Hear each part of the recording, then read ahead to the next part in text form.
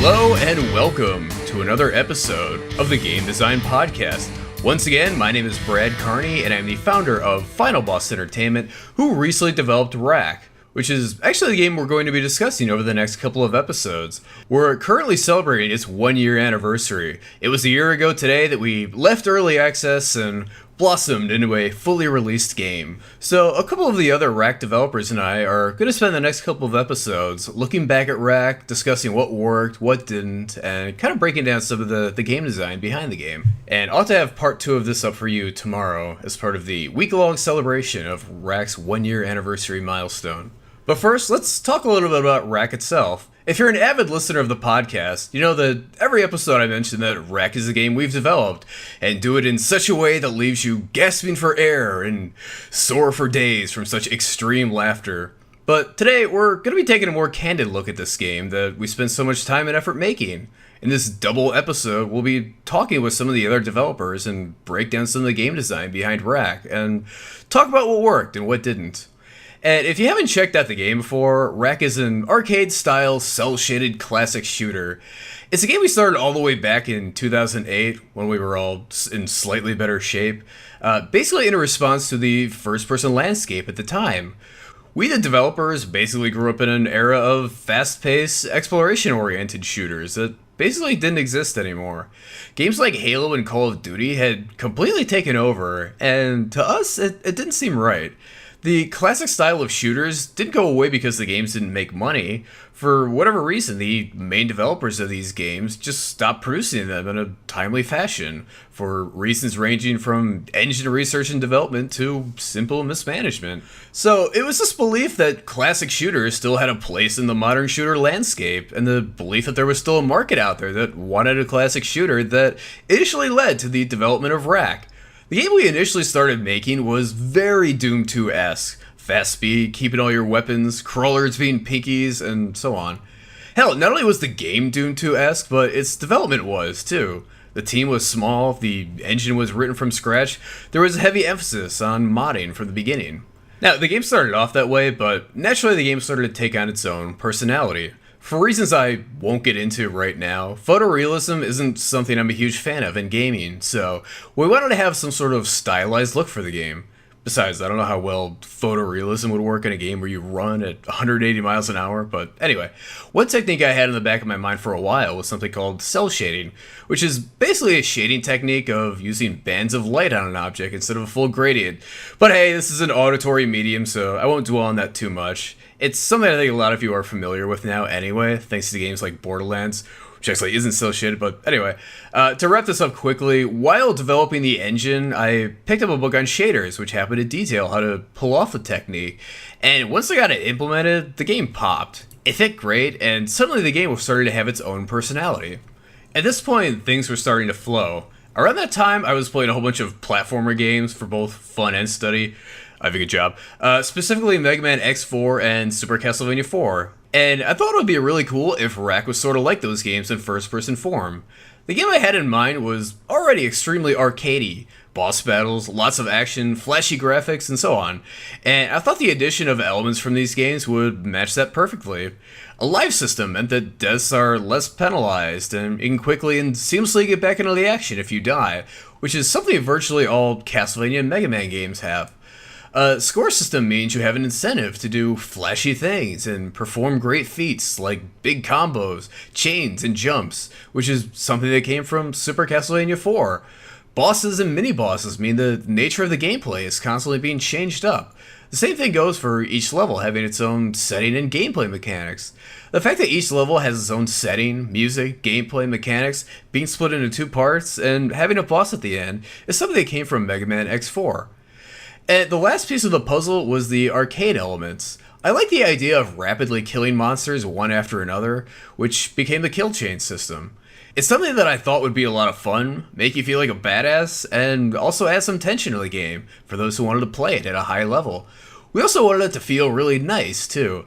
The idea of having an escalating sound during your chain is actually something that came from Peggle, strangely enough. Between the display and execution, we wanted it to feel like doing a combo in fighting games, another arcade element. Towards the end, we really wanted to drive the concept home and added finishers, something to reward you in the game for a nice long kill chain. And the end result of all this was Wrack. From the beginning, we strove to build something that would stand the test of time. We put an incredible amount of time and effort into all aspects of the game. Even the name. Seriously, I had pages of possible names for the game. All in all, I think we're very proud of what we produced. Could things have been executed better? Certainly, but this was our first game, and it's been a learning experience in many ways, which we're incorporating into our next game. Some things worked out and some didn't, and over the next couple of episodes, we'll be talking about this. So first up, we'll be talking with Remco Ernst, who is our lead artist on Wrack. And we're definitely going to discuss the art style a great deal, but we're also going to talk about taking the game to conventions and a lot of things that worked and things that didn't. Anyway, I hope you guys enjoy it, and I will be back at the end to discuss tomorrow's episode.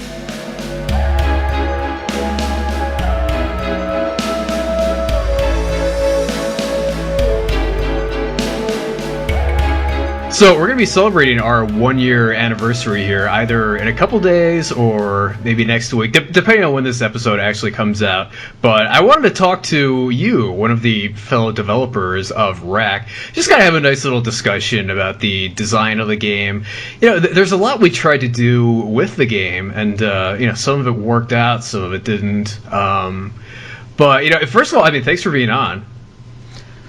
Yeah, it's nice to be on for the first time. Yeah. I'm sure. I'm sure there's a lot of people who are probably hearing your voice and your lovely accent for the first time. So where are you from? I'm from the beautiful small country called Holland. You are Dutch.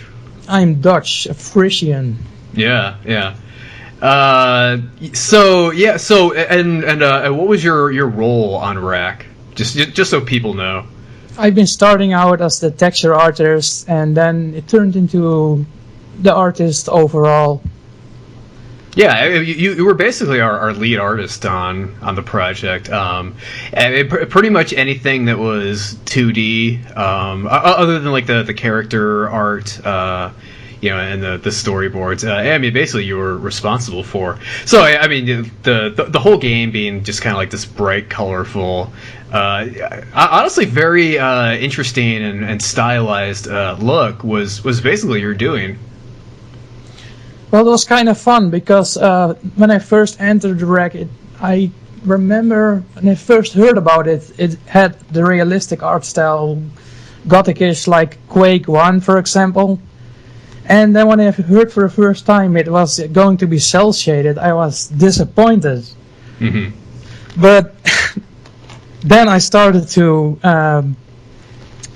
create textures for it in a cel-shading way, and it started to grow on me. And now I do not even understand that I liked the realistic look before, because now Wrack to me has its very distinct personality. Yeah, and you know, I mean, that's something we were definitely trying to go for from the beginning. I mean, Wrack, a lot of the reason it came to be is that we were trying to do something that was very different from the kinds of games that were coming out at the time, specifically first-person shooters. You know, it's like a lot of them were going for this like very, very realistic kind of look. You know, kind of slower movement speed, regenerating health, and I know you and I like we kind of grew up with you know, Doom, where you know, it was very colorful. You moved very fast. There was no regenerating health. Like there was a heavy emphasis on exploration.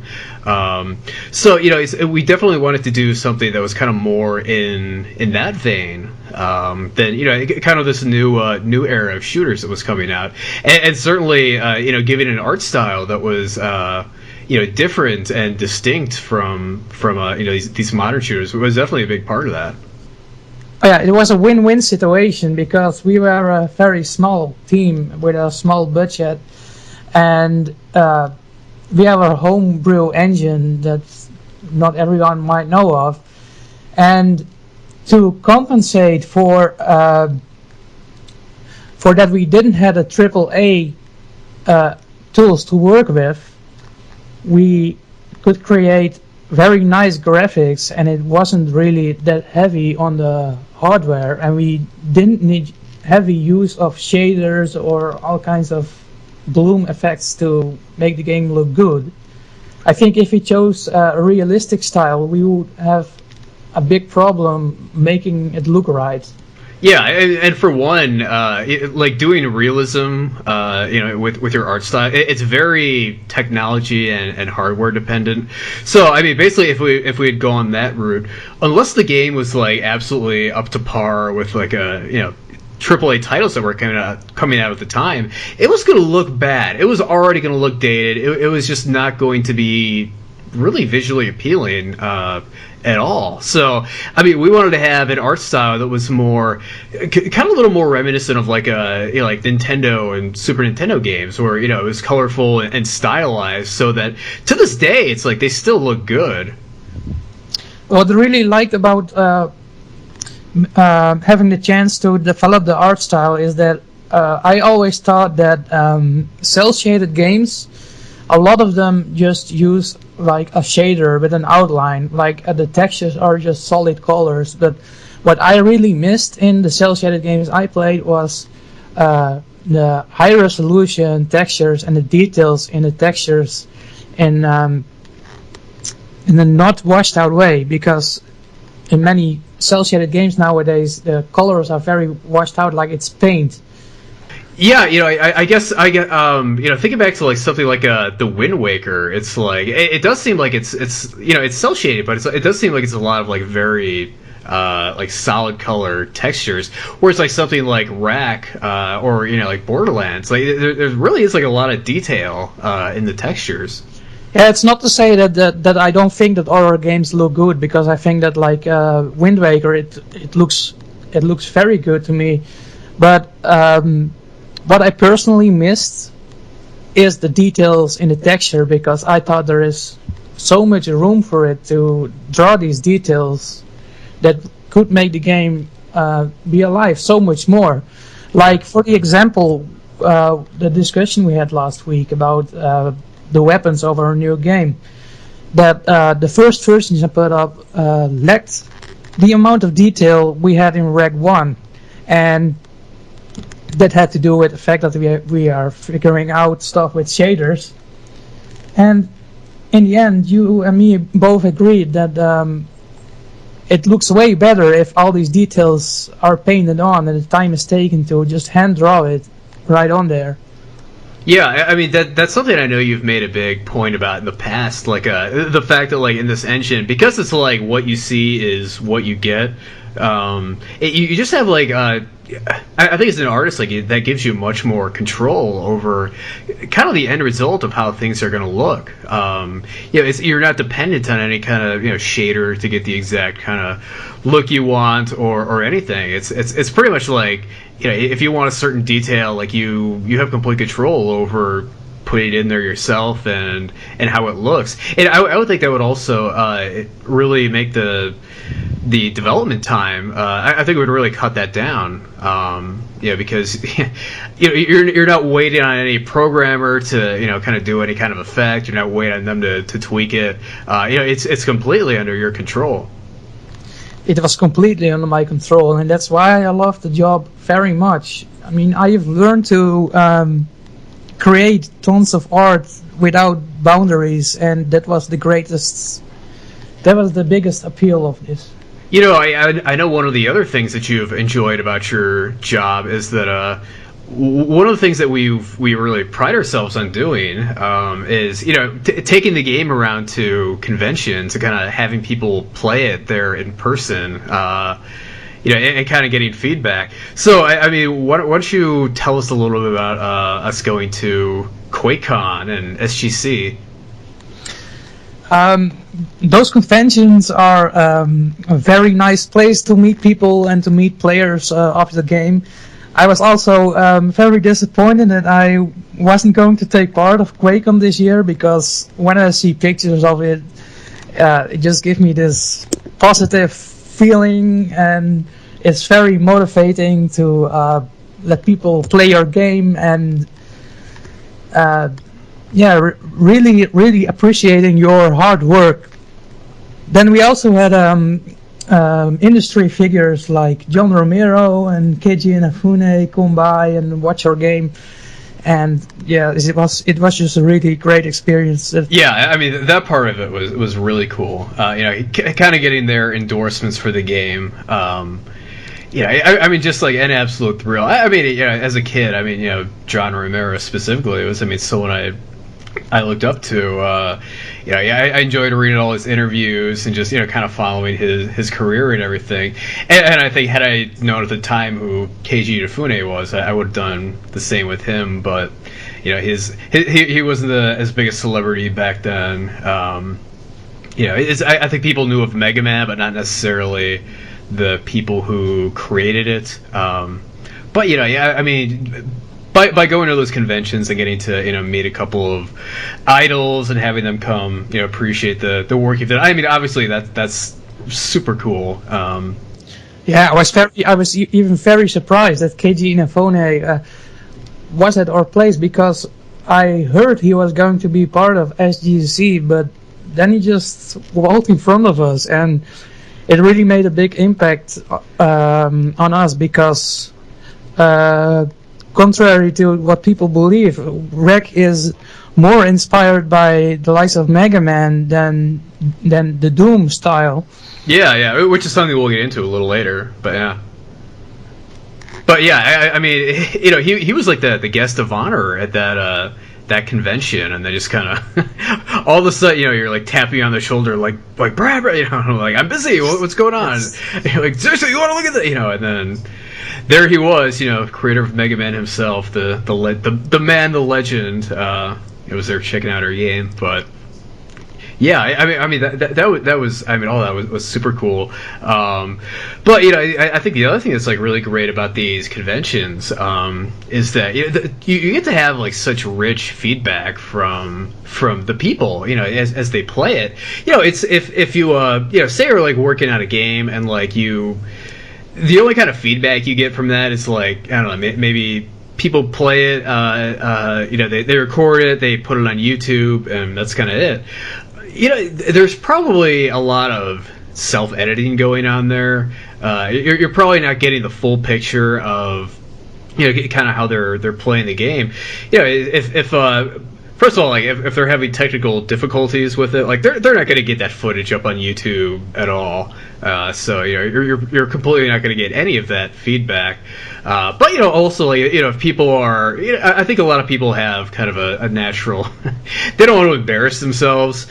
So like if they're doing poorly at the game, they're not doing well, there's probably a better chance that they're not going to upload that footage, and then that's feedback you're not getting. You're not going to know that, oh hey, a lot of people are having trouble with this one boss, or things like that. So kind of by us being able to take the game around to conventions, I know like some of the absolute best feedback we got was just basically just sitting there kind of watching people play the game. And kind of going off and making tweaks. Sometimes that day, sometimes that night after the convention, and definitely, I even remember we had tons of different kind of groups of people playing this game. We had like the two young girls, like they were like I think 8 or 9 years old, and the daddies played them, and even just all kinds of different people. Yeah, it does kind of surprise you at times. It's like those two little girls specifically. It's like, they're not our target market. They're probably not any good at this. And then it was like I think those two were like some of the best at the game. Who, of all the people who stopped by that weekend at QuakeCon and checked the game out. So in the convention I was here at Holland, I was even very amazed. There was a guy, and he had his hand was gone in an accident or something, but he played the game with a controller with just one hand, and it was amazing. Wow. He was good at it. That's pretty amazing. There's someone here. I think he actually lives in Texas somewhere, but he's this Street Fighter player who he must have like some kind of genetic condition or something. But I know it's like something's wrong with like his arms and legs, so like he basically has to travel around like on this little like cart. He's kind of like lying, belly down on the cart, but he's like this amazingly good Street Fighter player. He like controls. He basically puts the controller in his mouth, like, and he controls the stick like with his, I don't know, maybe his tongue, maybe his lips. I'm not even sure. But he's doing Street Fighter 4 is like an incredibly technical game. And I think he plays Chun-Li, who's also a very technical character. But he's like this incredibly good player. He wins a lot of our tournaments down here. His name is Brawly Legs, and I think there's like a documentary about him somewhere out there in the ether. What's that?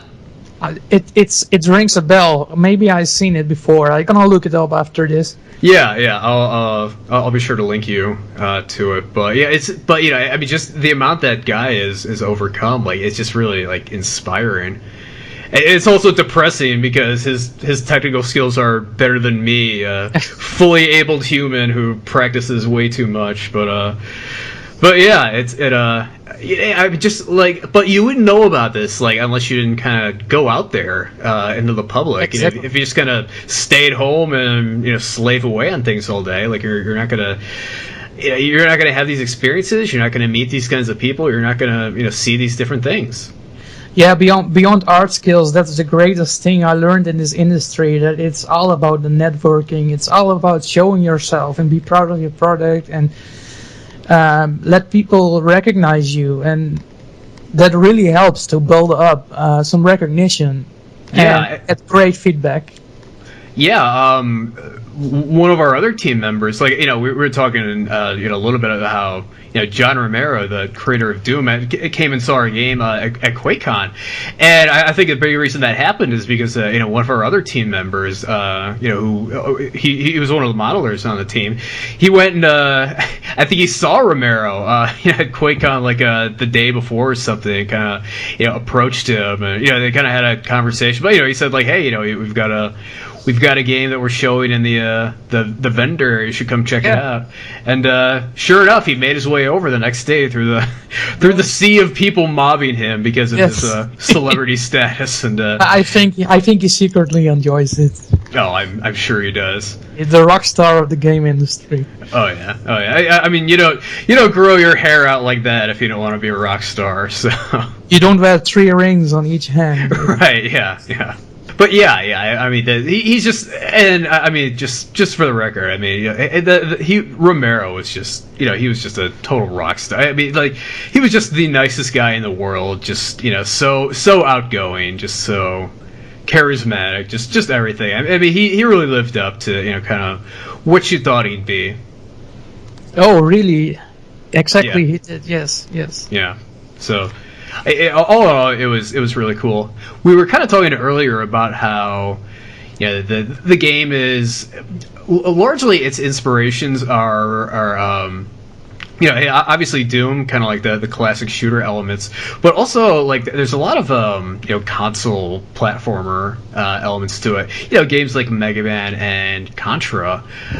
So I want to talk a little bit about those. The first big thing I want to mention along those lines is that we kind of designed the levels to be kind of we want each level to kind of be like its own thing, like its own area, kind of have its own look to it, its own, kind of texture set, its own music, its own mechanics, and then kind of wrap things up with the boss. And that's something that that's something like you saw in games like Mega Man. It's like you'd go to the ice level and then at the end fight the ice boss. And like the ice level kind of have slip and slidey ice and icicles come down and hit you, and then you'd like go like the lava level, which has like fireballs that shoot out from a little lava pits you got to jump over. And then at the end you fight the lava boss or whatever is the particular game is calling for. But it's like we were kind of trying to go for that same kind of thing in Wrack. So it's like the second level. It's kind of like it's the disposal area. So it's a bunch of like new gauge pits and things like that. And then like level 4. 'Cause I mean the levels are kind of 2 for each. They're kind of split into 2 parts, but it's like the second area you go to. It's the the recycling center. So it's like smashing ceilings, conveyor belts, and and then its own texture set there. But yeah, I mean that was something like we really pushed hard for. And sadly, it doesn't seem to have been really picked up on by many of the players. Like, despite us, despite like doing like entirely new texture sets for like each of the levels and everything. Yeah, that was kind of disappointing, but I also learned a lot about the entire process. It's like it was also a part of it that when we started with this, we were inexperienced in developing a game in a professional way.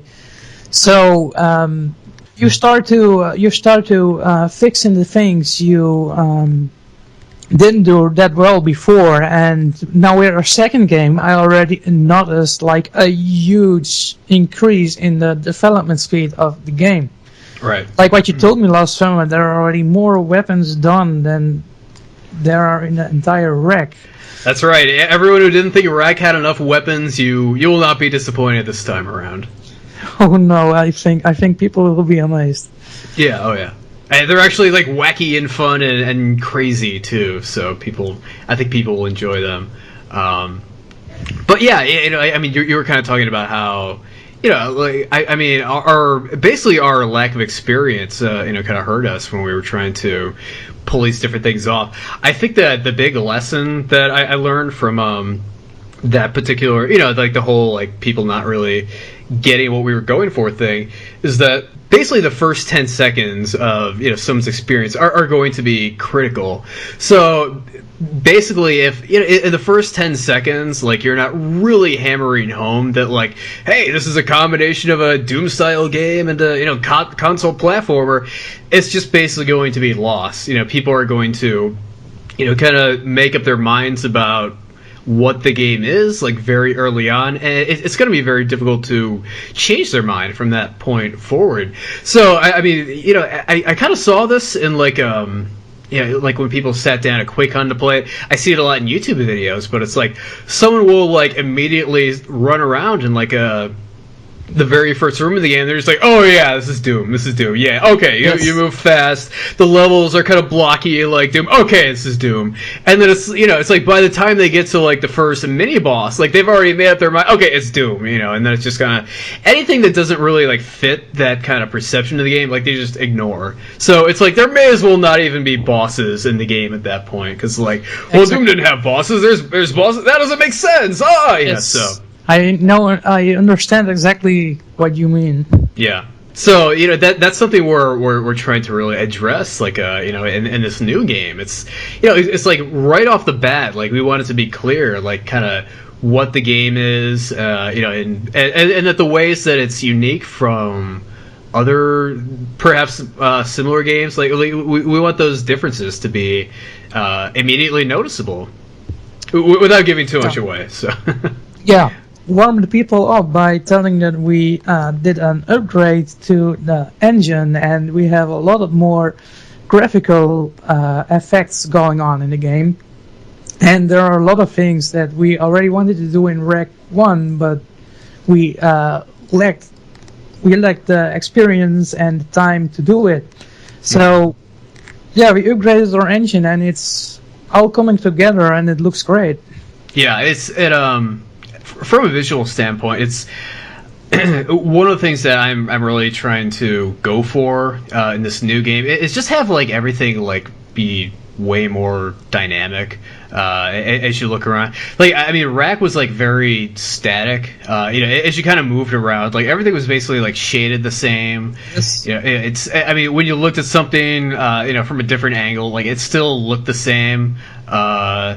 It's the lighting was directional. It had nothing to do with like the placement of the camera or the direction you were looking in. So basically, it's like you could walk past something and it wouldn't really look different in any way, shape, or form based on you moving around. But in this new game, it's like we're trying out some different elements. It's like we're trying to get some environmental mapping going in it, which I need some feedback from you on that.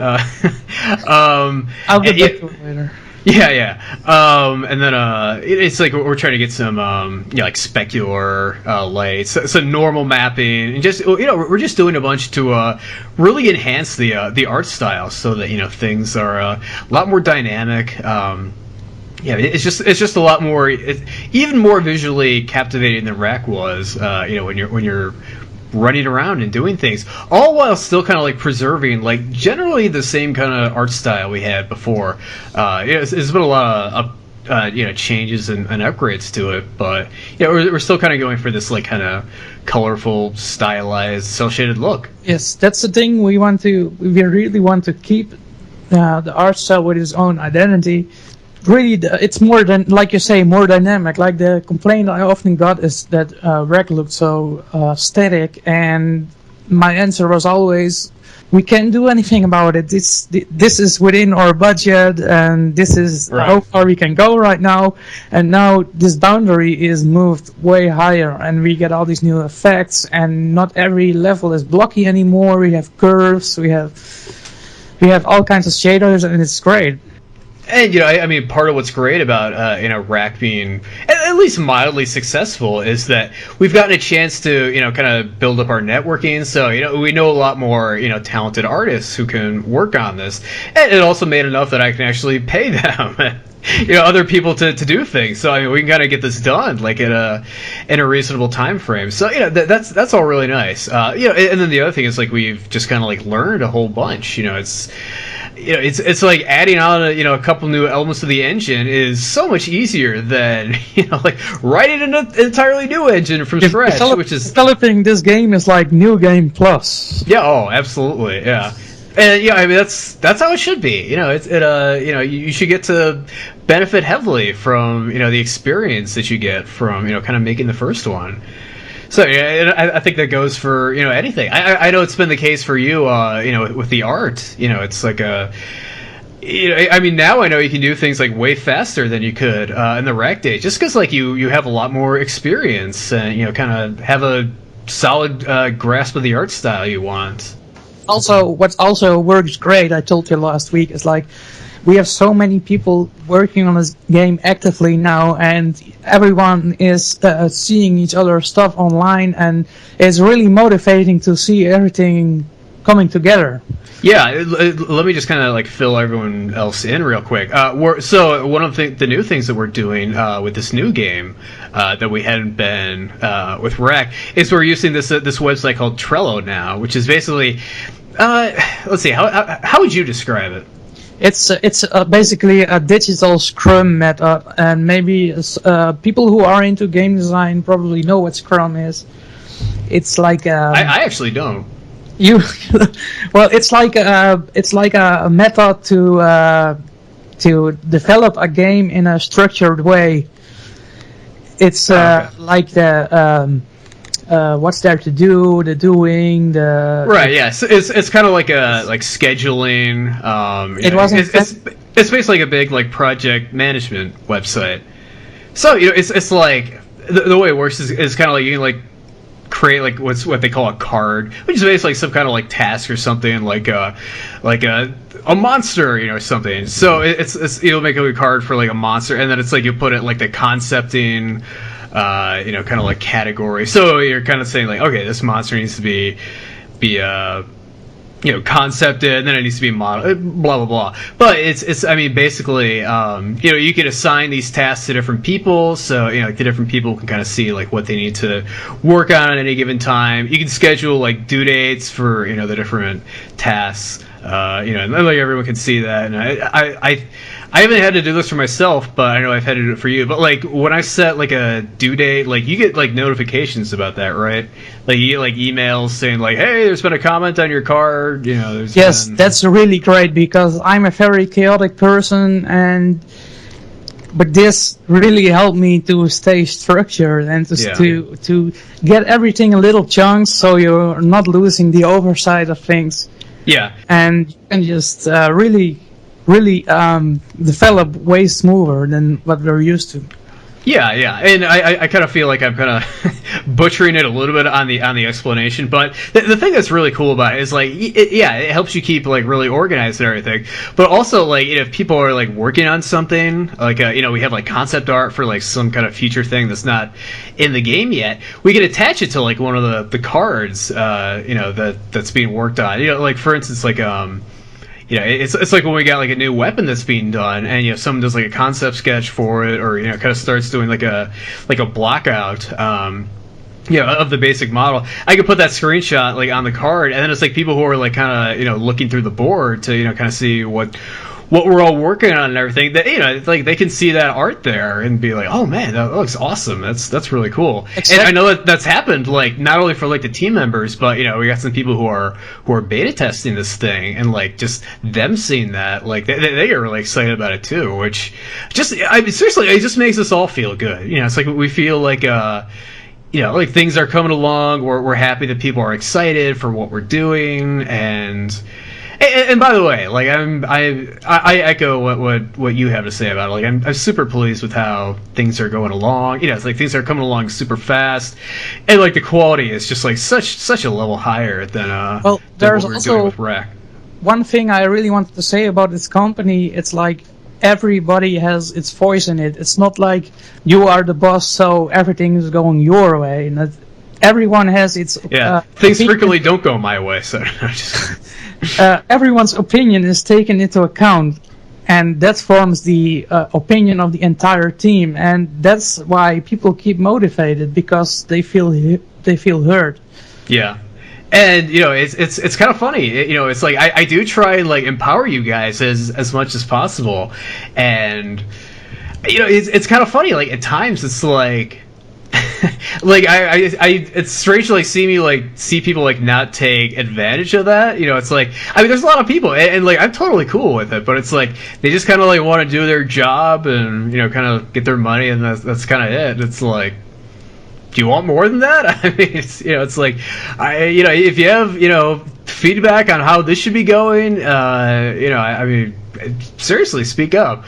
It's actually kind of funny. It's like in the Wrack days, it was like part of the reason why like I kind of had some like beta testers and stuff come on like kind of late in the process was like I just needed feedback from people. I'm like, hey, like I wrote the story of this game. What do you guys think? And then it's like I couldn't like get any opinions from like the team members. So it was like, all right, well I gotta find someone who will let me know and tell me if this sucks or not. So And sadly, there are also a lot of play testers that think playtesting is just playing a game and never let heard of you anymore.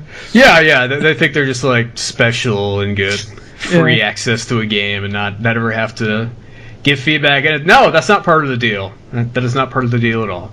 So it's like, in exchange for you getting this access, we expect like the very basics, just like share your opinion, which is, something people do constantly on Facebook for free without any kind of solicitation. Yes, but, then it's like getting feedback on a fun game. It's like, why is it so hard to get?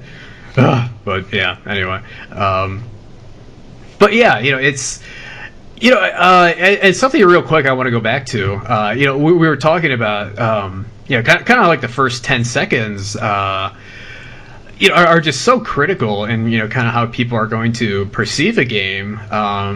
And people are going to make up their minds very quickly. But, one of the things that we're really trying to be cognizant of is we want this new game to not look like a Borderlands, which is something we heard a lot of with Wrack. It's like basically people would play the game for about 10 seconds, and thanks to the movement speed, kind of the art style, people are kind of like, oh, so it's basically Doom meets Borderlands. And I can't tell you how many times we heard that. I feel flattered, and at the same time I feel disappointed, and that's not because I think Doom and Borderlands are bad games. No, not at all. They are great, but it's that I really wanted to look distinct from Borderlands. Right. And what I've seen in with Borderlands is that Borderlands uses a shader on top of its graphics to get the comic-y vibe. Right. And in Wrack, we used no shaders, but we hand drawed everything, and that was a ton of work. And if people then say, "Oh, it's just like Borderlands," Right? Yeah, exactly. yes. So now I really started to understand. But this guy, I forgot his name, the creator of Braid. What was his name again? Jonathan Blow. Jonathan Blow. Yes, he was really disappointed that people, even if they gave him a great review, he was disappointed that they compared Braid to Super Mario because it was a side-scrolling platformer with jumping puzzles. Exactly, yeah. And it's like if you've played like Braid like at all, you know, like it's nothing like Super Mario Brothers. No, not at all. Yeah, two incredibly different games. But yeah, I mean, after going through this, yeah, I mean, I could definitely see where Jonathan Blow is coming from, though I'm sure his game has many more good reviews than ours. But anyway, well, he deserves it because I think Braid was one of the pioneers in the whole indie. Oh, absolutely, yeah. Yeah, I didn't. No question about that. But I mean, with this new game, you know, we're trying to do a lot to make sure that we don't have that same thing happen again. You know, it's like we want the game to have its own kind of unique art style, so people aren't like, oh, so it's like Sanctum meets Borderlands. You know, so we're trying very hard to avoid that. So you know, I mean, kind of what we're doing is we're looking at other games that are cel shaded and don't look like Borderlands. So you know, we're kind of trying to look at those for inspiration, and at the same time, it's like we're trying to do, you know, kind of our own kind of unique things, you know, with the shading, so that, you know, the we kind of have our own things going on that don't look like Borderlands, that kind of give the game its own kind of unique look. So I guess we'll find out fairly soon, because we're kind of coming up on it. But you know, we kind of start showing the game in public. I can't wait for that, because we have been brewing so many months behind the scenes. Yeah. I mean, you know, we spent like 6 years working on Wrack, and we're already starting to get close to 1 on this one. So, TikTok, guys. Clock's going. So, but yeah, I mean, it does seem like this is coming together much faster, much better. So, all is good there. But yeah, it's, you know, I mean, just to really, I mean, drive it home. Like, I mean, that first 10 seconds, you know, it's very important, and that's something we talked about in the episode with the Wrack developer, Winters. So, do you have any like kind of final thoughts on like you know, kind of the art style, all that? Well, my goal is really to it's challenge, but I want to improve upon the Wrack art style without it losing its own thing, which is the cleanliness and the hand painted textures, and it's a challenge to do that, but I'm sure we will get through it, and it's already showing great progress. Yep, I agree completely.